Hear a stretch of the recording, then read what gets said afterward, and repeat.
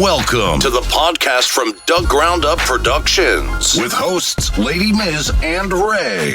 This is a universal platform, and there is nothing off limits. We talk about it all, and we keep it real. This is a no judgment zone, so come as you are. If you are a professional, entertainer, author, comedian, entrepreneur, or just someone who wants to get something off their chest, well, let your voice be heard here on From the Ground Up Productions. Sponsorship and other opportunities are available from Dug Ground Up Productions. Turning nothing into something. There's only one way to go from here. And now, here are your hosts, Ladi Miz and Ray.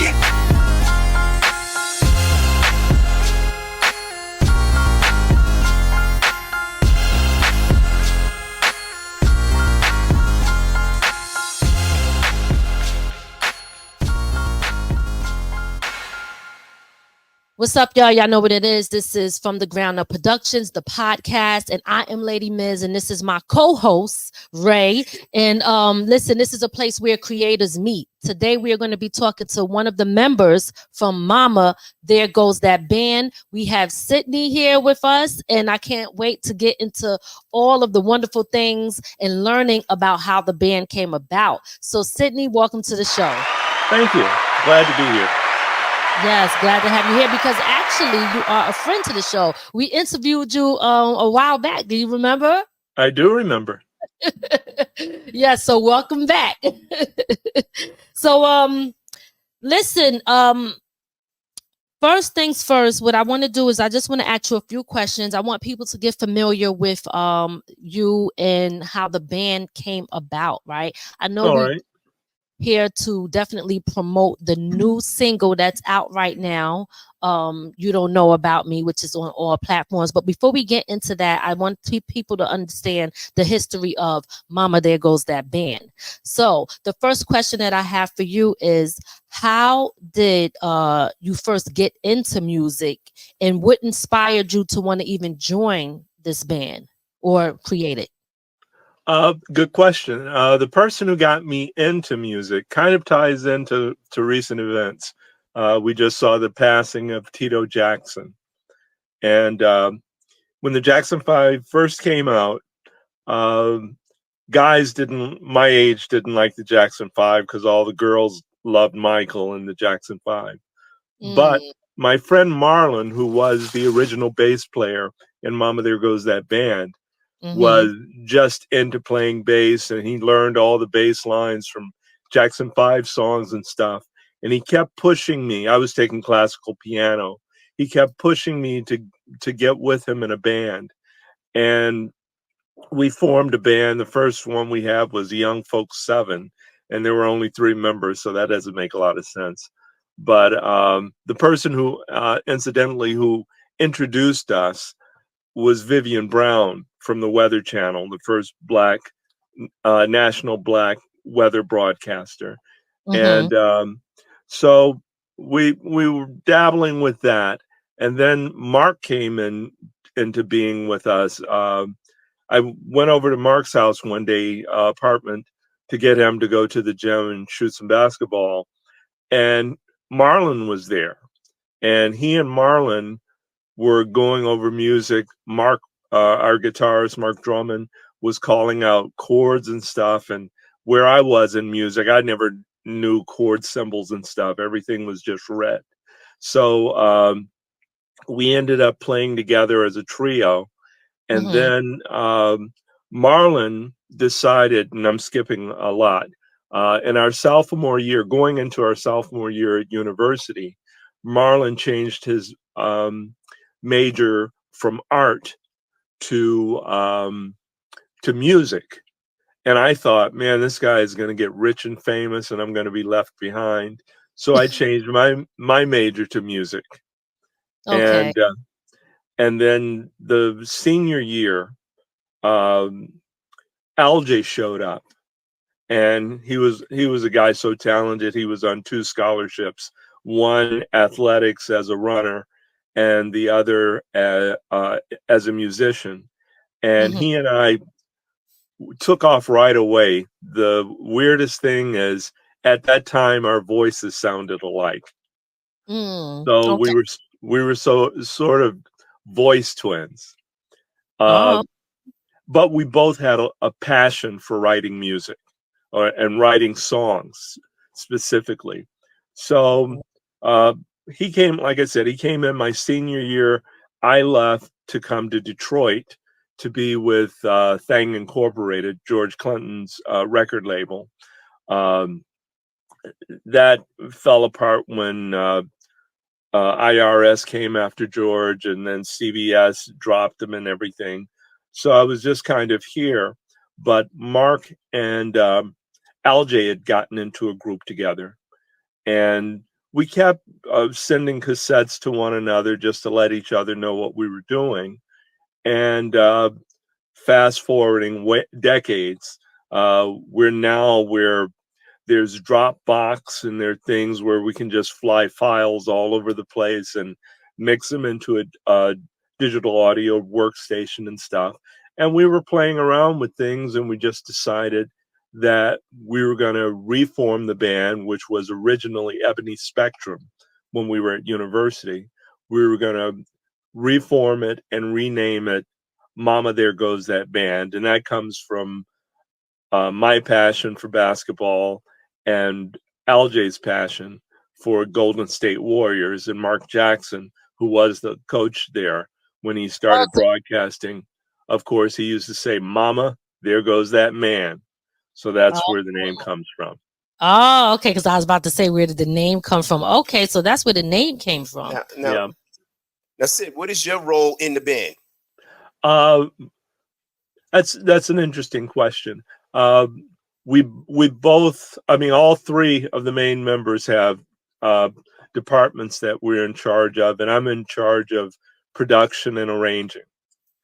And I do most of the background vocal arrangements, and I sing most of the background vocals, and then we add other more talented singers on top of what I've done. So that's one of the sounds of Mama There Goes That Band. LJ is a writer also. He and I are the main, right now we're the main songwriters. And LJ came up with You Don't Know About Me, which really kind of set the pace on where we were going, combining soul and hip hop.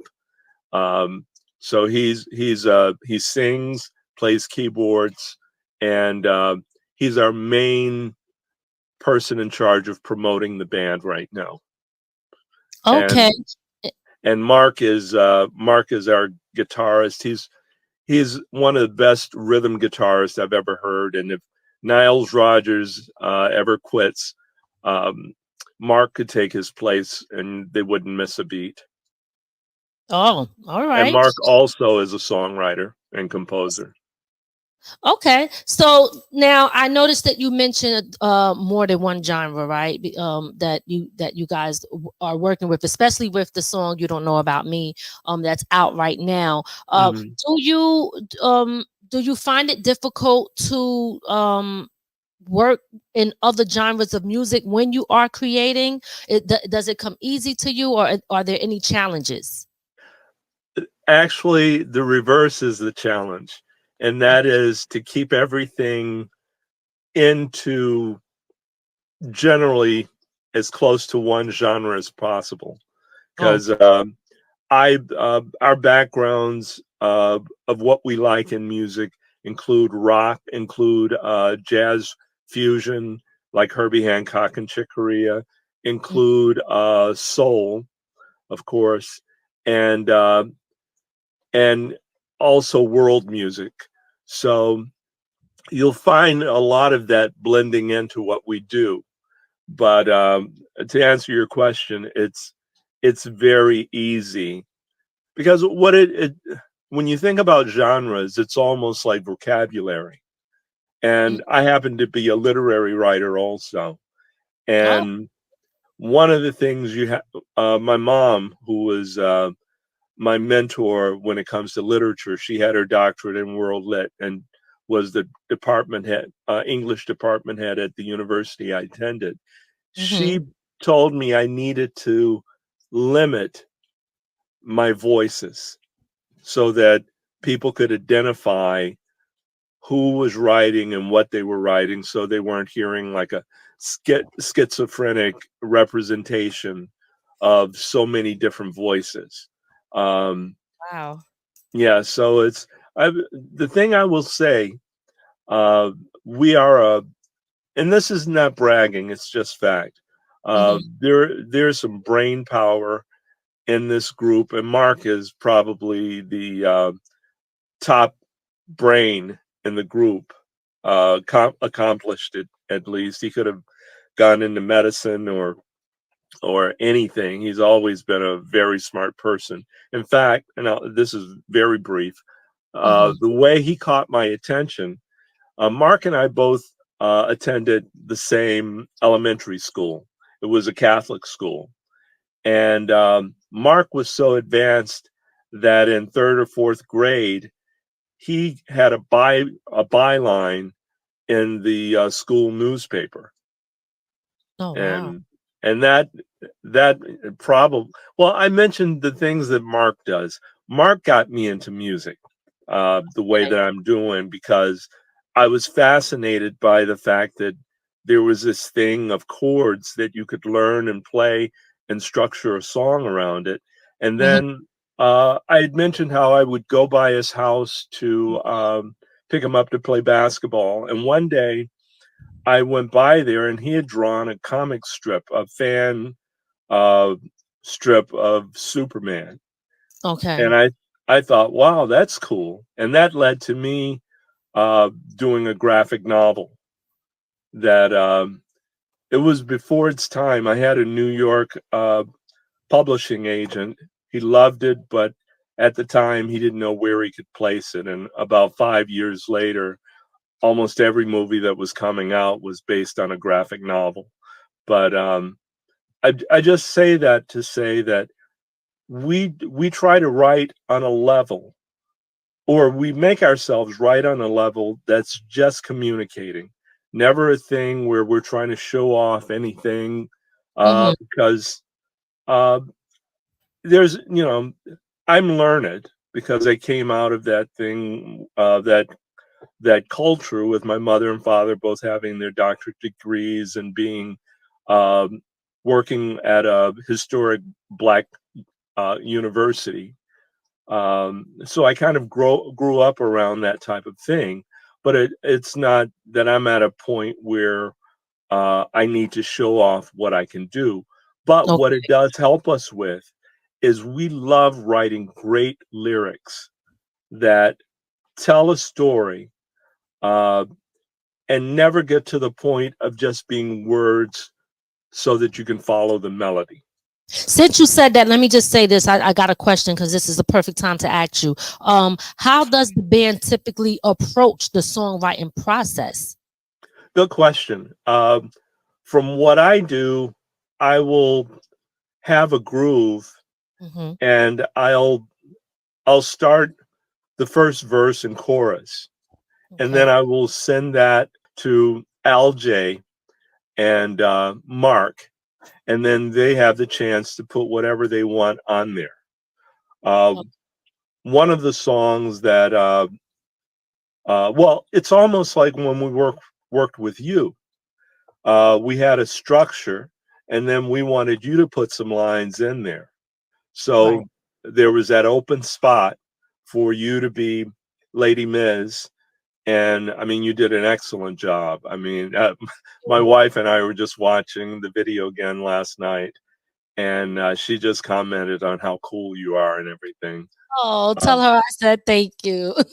I will. But it's like when you listen to You Don't Know About Me and how everybody has their part in there, and it just really, it's like each verse is a chapter, and everybody writes a chapter, but it's still connected. You never feel like somebody's just in there freestyling and just throwing in something, because for us, if you're recording something, freestyling doesn't really make as much of a difference because it's recorded anyway. It's different live because it's like juggling. You're performing a thing, but with what we're doing, we love to have coherent lyrics that hit people at different levels. There's some people on You Don't Know About Me, they're just going to hear the rap as rhythm, and except for a few instances here and there, they're just going to wait for the chorus. And there are other people that are just going to see the chorus as an introduction to everybody's verse where they're rapping. Right. Okay. Now y'all, the band is kind of spread out because you said you're in Detroit. Are y'all? Huh? We're a big triangle. Mark is in Anaheim, California. LJ is in San Francisco, and I'm just north of Detroit. But then on top of that, we have those contributing from New York area, I should say, from Africa, from London by way of Africa, from Ukraine. In fact, the guy playing on the solo on You Don't Know About Me is in Ukraine. And when he first recorded that solo, we know what was going on with Ukraine and Russia. Mm-hmm. Yes. So there are a lot of interesting stories to this. Even the reason why this album took 5 years, between COVID, between the Russian-Ukraine war, there were some issues that came up with publishing, and all of those different things. But every time the album got a little bit better, and LJ and I would remark to each other that even though the thing that happened that kept us always promising that we were going to release the album, and then a year would go by, another promise, a year would go by, the result is, I think, such a good album.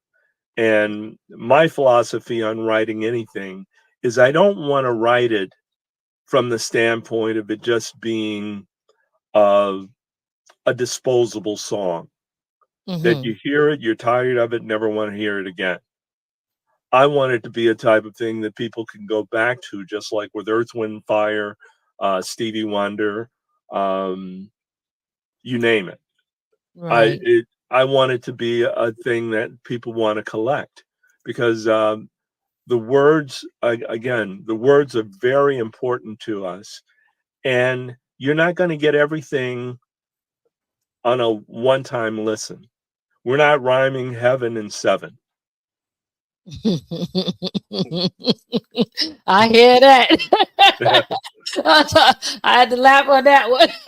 Well, first, let me just say this. First of all, rest in peace and shout out to DJ Cisco from DJC Radio Global. He's the one that connected me with you guys. So I appreciate that and still appreciate him. I know he's no longer here with us anymore due to COVID, but his presence is still with us. And what I love so much about being on this song, You Don't Know About Me, is the message and the people in the unity. Like you said, Ukraine, you got Africa, New York, you got Detroit, you got LA, you got so many different people from so many different places all coming together. And that's what I love about what music can do. Yes. What inspires you to write the lyrics? Like what inspires you? What themes that you come up with in the music? Well, when I say I write the lyrics, most of the collaborations I do with LJ. And it's sort of like, if you know the history of the Beatles and Paul McCartney and John Lennon, LJ and I have that type of relationship where musically, lyrically, we'll finish each other's sentences. And I will actually go back and listen to a song that I know that I've written a lot on the verses and he's written, but it's so cohesive. I can't tell which was his all the way and which was mine. Oh, wow. We have a ballad, just a few things I like that one of our singers from Great Britain, she sings it. It's almost like an answer song to a male version of the song that comes up first. And I was listening, and there was a certain line where the singer says, "'Cause everybody knows you're fine." And I happen to know that I wrote that lyric because it was uncomfortable as a man to speak as a woman to the character in the song saying, "Everybody knows you're fine." And it takes me back to the cringeworthiness of Michael Jackson writing Muscles for Diana Ross. Oh, what? I got muscles. That one? Yeah, wait, all over his body. Yes. And it's like, Michael is writing this. And, you know, of course, he can have an imagination. But you get so personal when you're writing lyrics that you just wonder, how much does he look at people's bodies? You know? Oh my goodness. Well, hey, listen, it's art, right? Music is art. So that's how you got to look at it. And sometimes, you know, don't let those other things discourage you from being creative, right? Because that's what it's all absolutely. about. Yes. And as a novelist, I write dialogue. So when I write dialogue for a female character, I have to get that as much in the way as a woman would say it. And I'm not a big Tyler Perry fan, but I worked with an artist who's a great singer. And she said about Tyler Perry, and it gave me a bigger appreciation of him. She said that he knows how to write for women characters. And the things that the women say ring true. And this is coming from a woman who, you know, will probably know if it sounds like a guy wrote it. Right. Okay. Okay. So, let me ask you, do you, when we're talking about being creative, right? Since we're on that topic, you know, are there any differences within the band that you guys ever have when it comes to the experience of being creative? And if there are, how do you resolve them? Well, I'll speak for myself. I usually protest if I don't like something. And that's how it's been for LJ and me since we've worked together when we were in a band.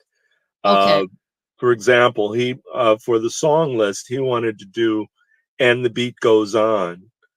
And I was the main band leader of our group at that time. And he suggested it. And because it didn't come from me, I blocked at it. And then LJ said, "No, we're going to do it." And then we did it, and everybody loved the song. And there are many suggestions that LJ makes that, for me, just my personality and the history of how we've worked together, I sometimes will be like, "Nah, I don't like that idea." And then that's my first reaction. And he'll ask me to reconsider. I'll think about it. And then it'll be like, "Oh yeah, that works." And I'll do it. And the good thing about that is nothing is compromised. Any idea, musical idea, lyrical idea you hear coming from Mama There Goes That Band, it's been tried and tested. Okay.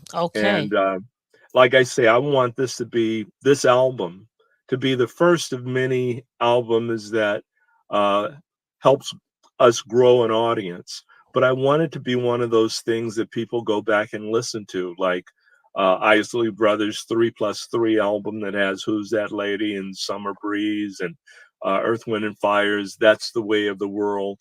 I want it to be one of those things that people just build a collection, because the hardest thing nowadays is to get people to buy albums, because they're very much into playlists.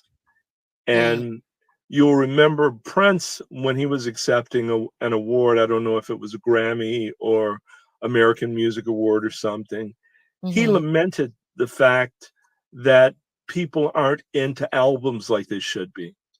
Right. They're into singles. And when I think about a good album is like having a great novel with chapter after chapter after chapter in agreement one with the other. And when you go through the whole thing, you feel like you've had an experience, feel like you've had a journey. Right. And that's why we write the way we do. And especially when it took us 5 years to do this, it better be good. I hear that. I hear that. You know, and it's today's time, you know, people have very short attention spans. So it's very difficult for them to go through a whole album, or if you got too many songs, it's just crazy how things are right now. But let me ask you, how do you guys maintain the chemistry within the group, within the band? I think it's because we're like brothers.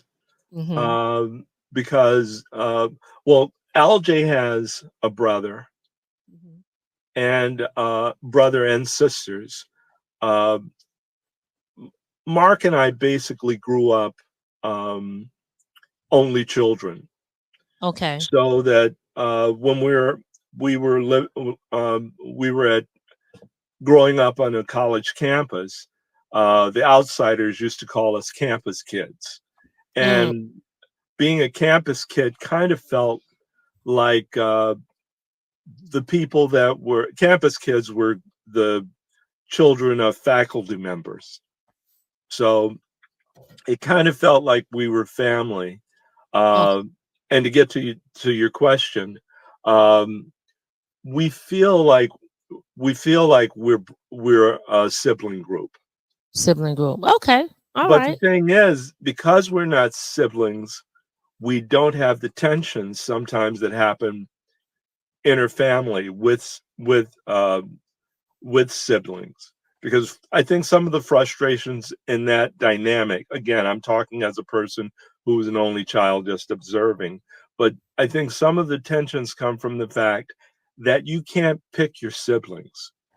Right. So if something is not going right, you can't walk away from it. That's true. And you have a responsibility, and you like this person because or you might not like this person, but you have to love them because they're your sibling. Right. And everybody is free to walk away from a relationship where you're siblings by friendship. Absolutely. Absolutely. About that. Yes. Did you guys, or have you had any really big challenges that you had to face as a band member? And if you did, how did you overcome it? Okay. Actually, we haven't had, as a band, we haven't had any challenges. The biggest challenge we have is being so far apart. And then the other thing is, you can imagine if we were working on an album for 5 years, we're not making money from music. We're all having to do other jobs and other things.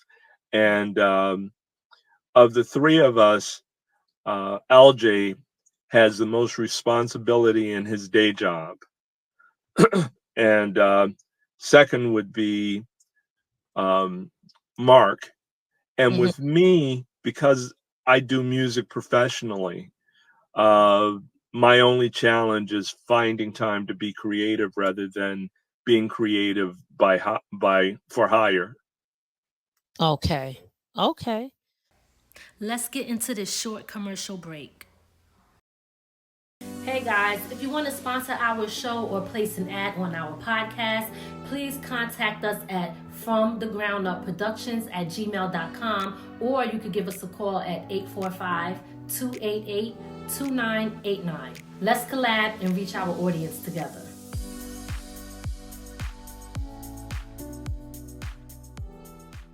It's time to break the chains that has love broken. Remember falling in love? The time y'all spent together? And despite those tough times, or when you may have hurt your mate's soul, continue to fight for each other's love.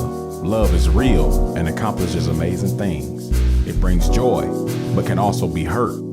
Hold on to that paradise within your hearts. It's time to fall in love again.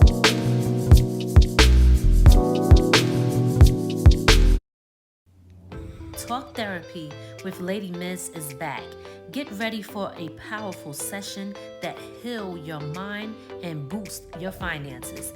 I'll be sharing valuable insights and discuss real life topics where conversation is the cure. So tune in to Talk Therapy, coming soon here on From the Ground Up Productions. It's your man Big Sticks coming in, letting y'all know October. The album is dropping, titled Hymn, Hymn, Humble Yet Musically Needed. My baby, my first solo album. Obviously, y'all have heard other tracks that I've been on with the Salvation Record family, my family.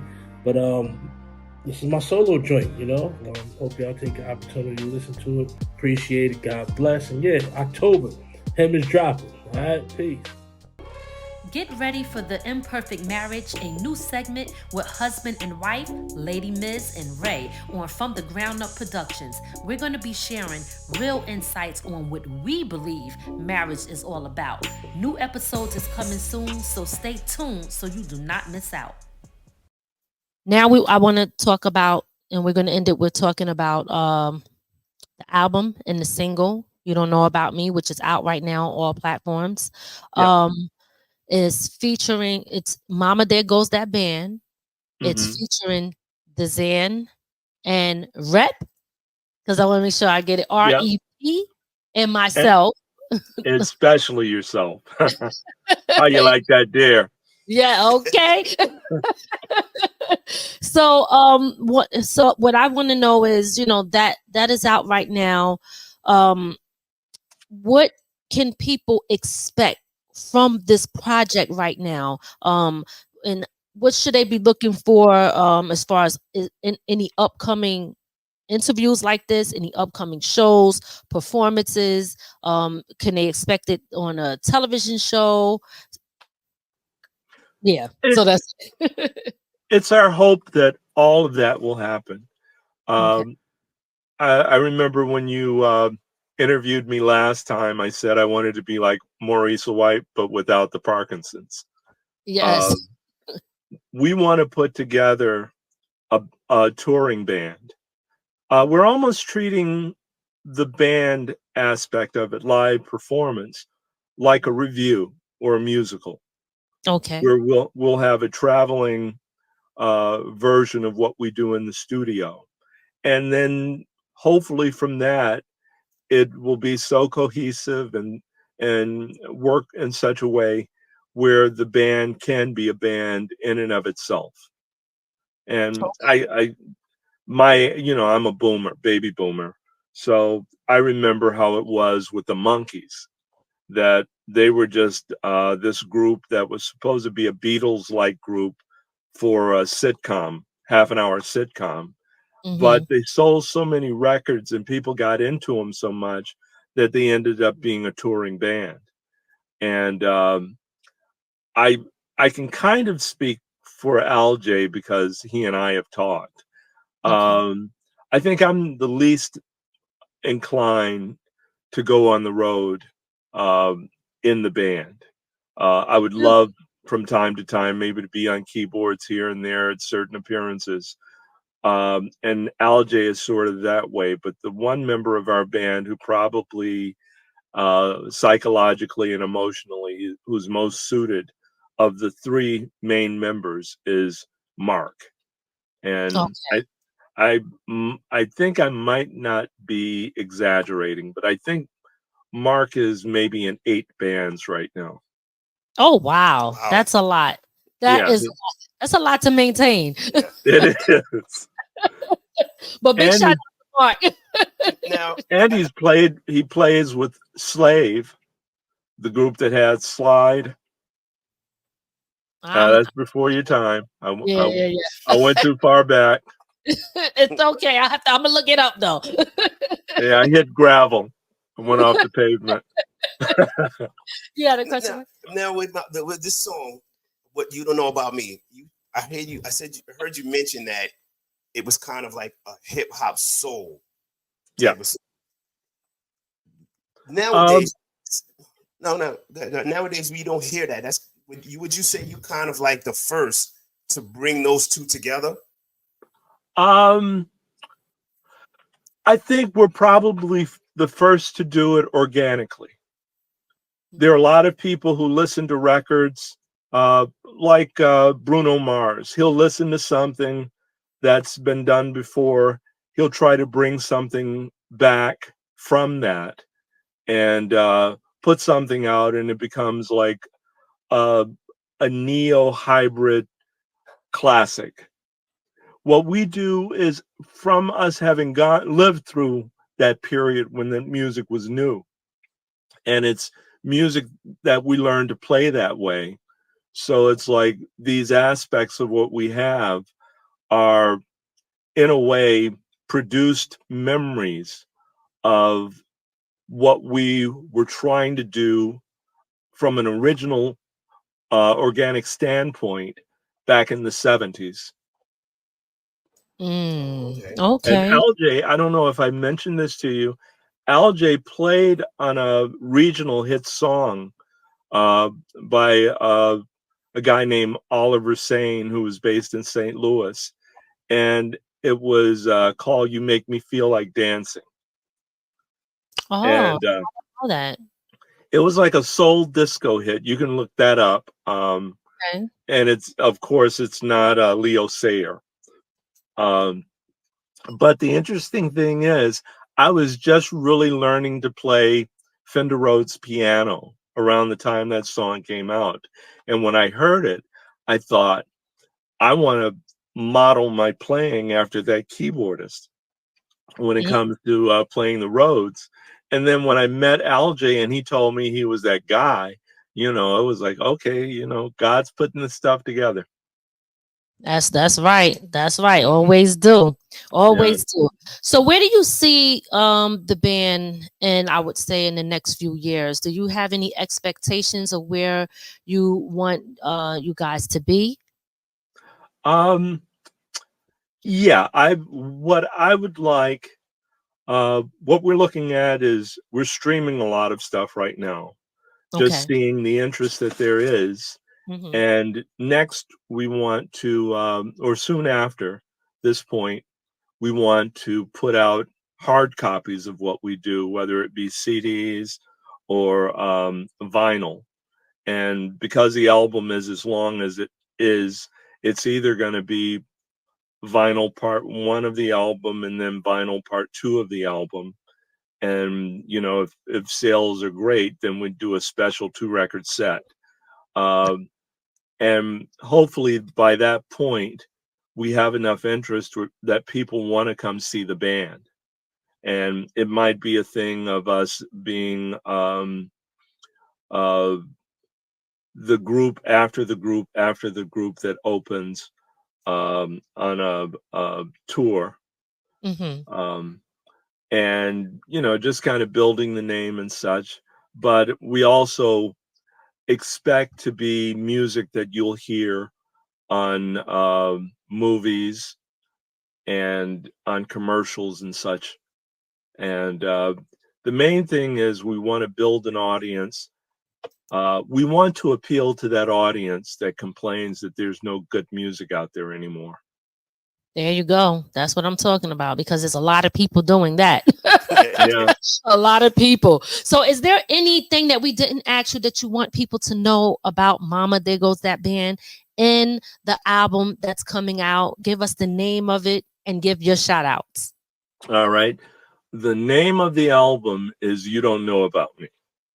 All right. And interestingly enough, when we started this, right after we started this was COVID. So we had a song called Pandemic. Right. What is free and what is free to you? And it was the groove of the chorus was kind of playing off Bill Withers. Who is he and what is he to you? Dadgummit, who is he and who is he to you? But then things took so long that now COVID, even though, there are new cases coming out here and there, for the most part, the pandemic is in the rear view. So the second song from the album will be Pandemic. And it's a throwback to psychedelic soul, which I haven't heard anybody touch on. And psychedelic soul is the stuff the Temptations were doing, like Ball of Confusion, Psychedelic Shack. That might be one that's on the gravel that you'll have to look up too. Okay. But I actually worked for the lyricist, Barrett Strong, who was a co-producer of Psychedelic Soul. And here in Detroit, there's this argument about which is the best Temptations group. Is it the one with the original singer, David Ruffin, or is it the one with Dennis Edwards? And I tend to like the Dennis Edwards version better because I like psychedelic soul. And I had this idea for us to go that direction with Pandemic, but I needed that guitar, that wah-wah guitar and the fuzz guitar that was part of psychedelic soul. And Mark nailed it so well that it's just going to take you on another trip, similar to what you get from You Don't Know About Me. And then after that, we're going to start releasing the ballads to the public to listen to. And the message and intent of our ballads is to show real romance. Nice. To show swoon-worthy romance that is a man loving a woman or a woman loving a man, and emotionally, not bedroom music. It, take people back to what used to happen in music, where it was like "Betcha by Golly," while of course is a very corny lyric, but the feel of the song is real innocent romance. Yes. Yep.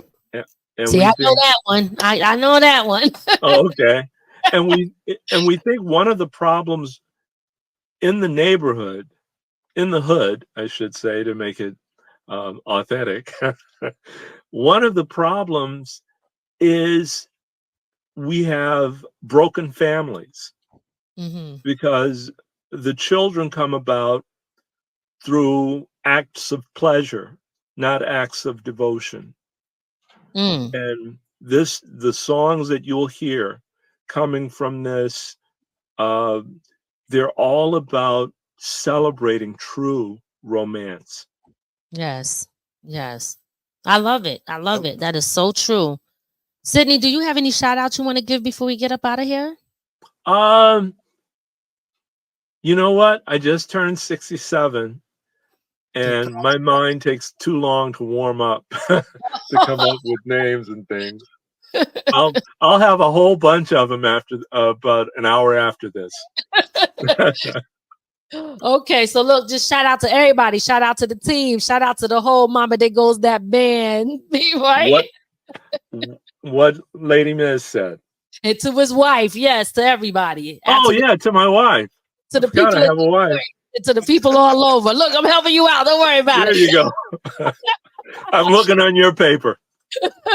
Well, listen, thank you so much for coming on. And guys, if you haven't already, make sure you go check out the song by Mama That Goes That band, You Don't Know About Me. It is on all streaming platforms. If you love the song, which I know you will, because it's a great message and you got so many people from all over the world that's on this song, and you need something for your commercial, for your television show, for your movie, for your film, be sure to hit up one of the the band members and inquire about getting that song on one of your shows. You're talking, inspirational, unity, all of that in which we need here today in 2024. So definitely look that up. Mama, there goes that band. And that's in the sense of mama, hey, look, there goes that band, just so y'all know how it's supposed to be said. All right. And again, it was a pleasure to be on the song. I thank you so much for coming on, Sydney,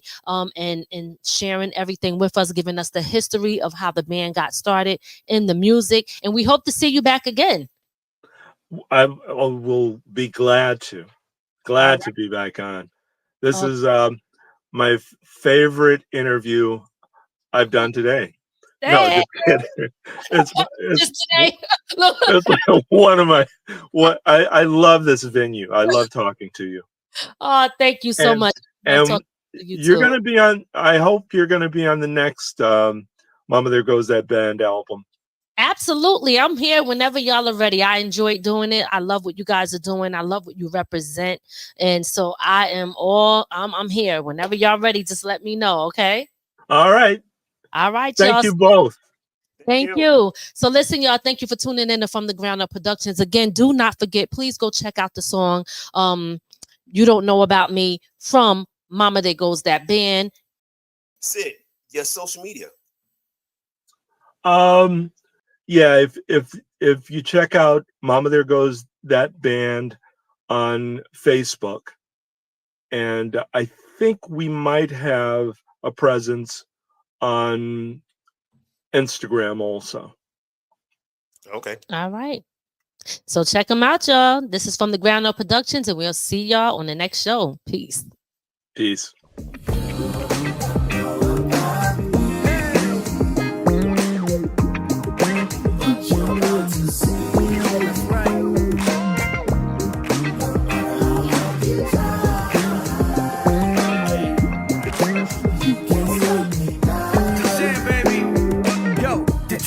I'm molding faces and broken bases. Lord willing, I'm making change with tricky cadences. We hope you enjoyed your time with From the Ground Up Productions. We'll see you next time. Be sure to add our channel to your Roku list and listen to us on all streaming platforms.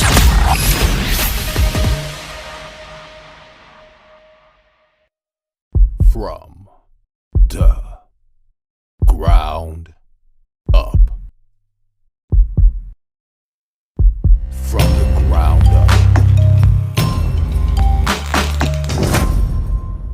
There's only one way to go from here.